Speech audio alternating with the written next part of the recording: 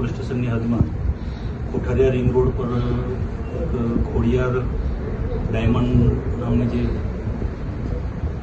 કારખાનું છે, જેમાં ગઈ રાત્રિના 20:00 થી સવારના 6 વાગ્યા સુધીમાં કોઈ અજાણ્યા ઈસમોએ અંદર પ્રવેશ કરી અને તિજોરીનું તાળું તોડી અને એમાંથી 130.55 ગ્રામના હીરા જેની કિંમત આશરે 60 લાખની જેટલા હીરાની ચોરી કરી ગઈ સામે બહાર આવેલું છે.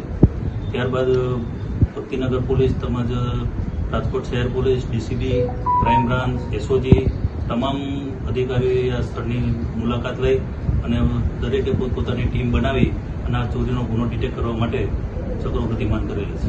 ફરિયાદ દાખલ કરીને હવે આગળની તપાસ ચાલુ છે હાલમાં, અને તમામ ટીમો બનાવીને પોતપોતાની રીતે બધા રાત્રિના 20:00 થી 6:00 સુધીમાં રાત્રે 8 વાગે બંધ કરીને ગયેલા અને સવારે 6 વાગે આવ્યા ત્યારે આ બનાવ જાણ થઈ.